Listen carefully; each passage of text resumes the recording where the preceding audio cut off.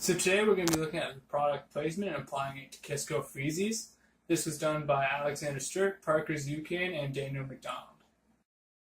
Alright, so today's agenda, we're going to be looking at the overview of our company and our product, then the relevance of the research, then we'll look at direct findings, we'll look at how to apply this to Kisco Freezies, we'll look at some recommendations that we have for Kisco Freezies, then we'll look at some obstacles they're going to face along the way, and then we'll conclude.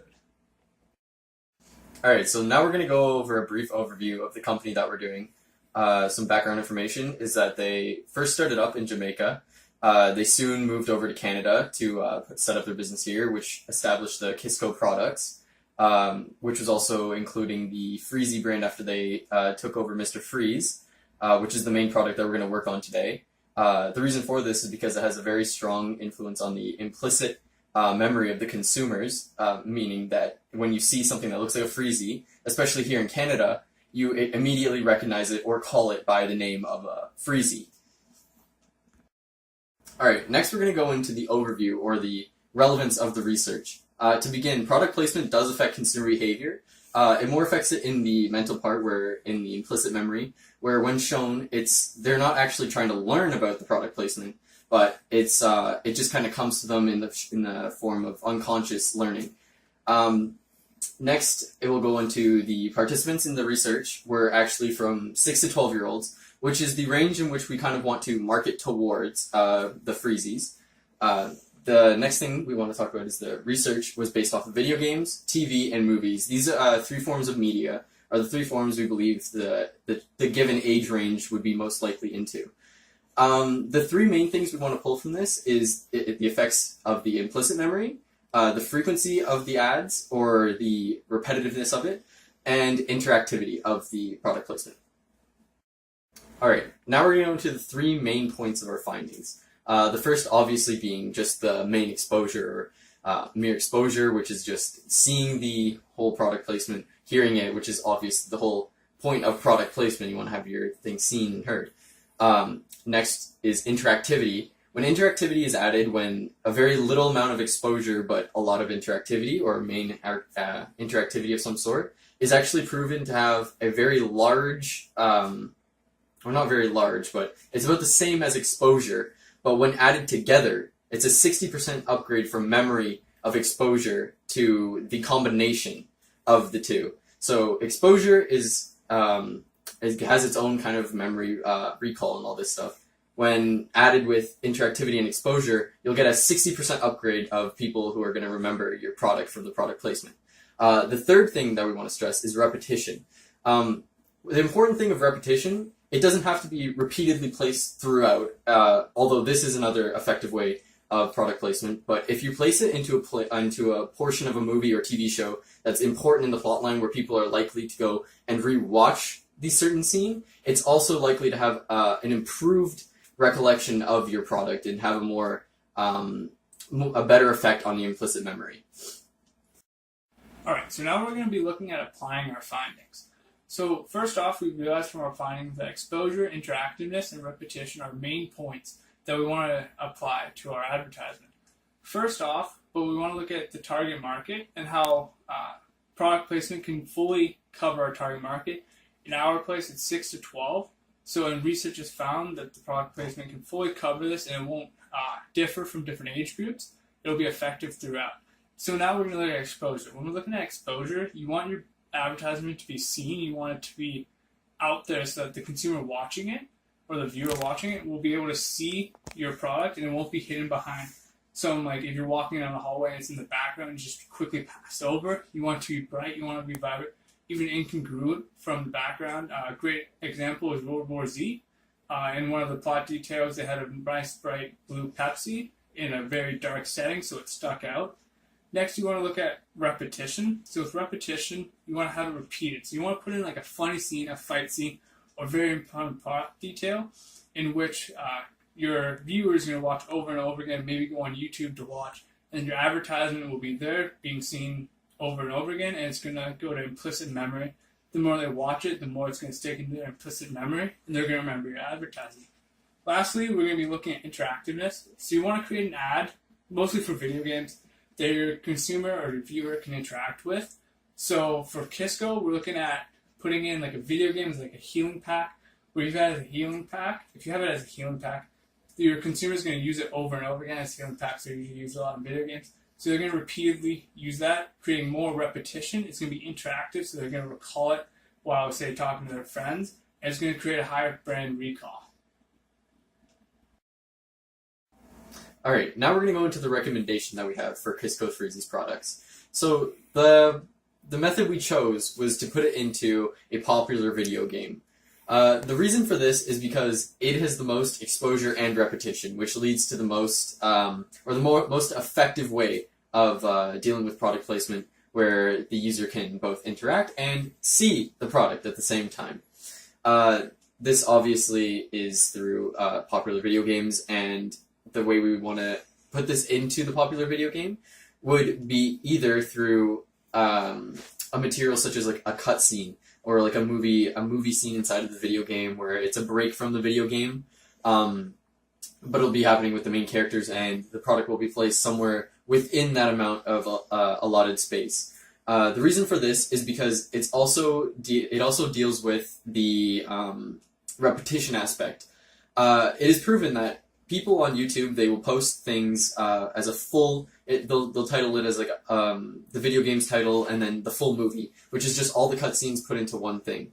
And these cutscenes alone will get millions of views on YouTube just over a couple of different videos. This also doesn't account for the repetitiveness of the exposure, through which the people will go back and replay the game and rewatch the cutscenes that they had already played through, and the product will be in that amount of space. The next way would be through the way of like interacting it or integrating it into the game, such as something like, as we mentioned before, a health pack, where the user would go up to the health pack, pick it up, and then they pull out maybe a freezie, for example, for the company, and that'll be them interacting with it, but also getting exposure to the actual product itself.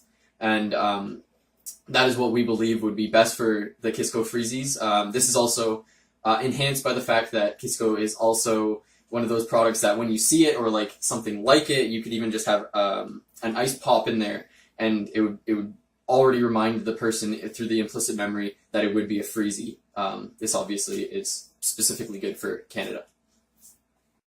So now we're going to be looking at the potential obstacles that you may face when trying to create a product placement ad. So first and foremost, you're going to run into the issue of cost. Now, product placement ads can range from $500 to $1,000 to millions of dollars, depending on how popular the video game is that you're trying to get into. For small businesses, this can be a huge issue, as they can't raise that capital. And even if they do, they're going to be able to put it into an indie game or a game that's not that popular, so it's not going to get as much views or exposure. But when you're looking at multi-billion industries like Coca-Cola and Pepsi, they can include them in like the Call of Duties and the Halos, where they're getting this huge exposure, repetition from these huge video games. And now the next issue that they're going to run into is creating an advertisement that's effective in grabbing the attention of the viewer. So to have an advertisement, no matter how much you spend on it, if you put it into a video game, it's not going to work as well if you don't have a clear meaning. And so if someone is playing your video game and they walk through it, and you don't have this attention-grabbing advertisement, they're going to walk right through it. They're not going to see your advertisement. And it's going to be a ton of money lost for no reason, because it's not grabbing the attention of the audience.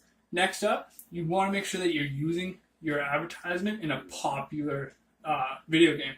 If you use it in a not popular video game, then you're going to lose all this money because it won't be getting as much viewers. But when you go into a popular video game like Call of Duty, it's going to get a huge amount of fan base.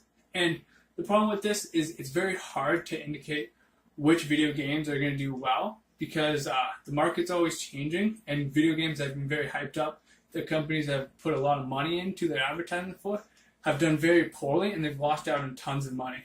And then lastly, you need this clear and concise message, because if the advertisement only comes on for about 5-10 seconds, at the most you maybe see it for a minute, depending on what kind of advertisement you're using. So if it's not clear and concise, the viewer's not going to really notice it, and even if they do notice, for that quick moment, they're not going to understand it. And if they don't understand it in that quick moment, they're not going to care about what it says. And then again, you're losing all this money because your advertisement wasn't effective, and the audience didn't understand in the time period they were given, and then you're losing a crap ton of money.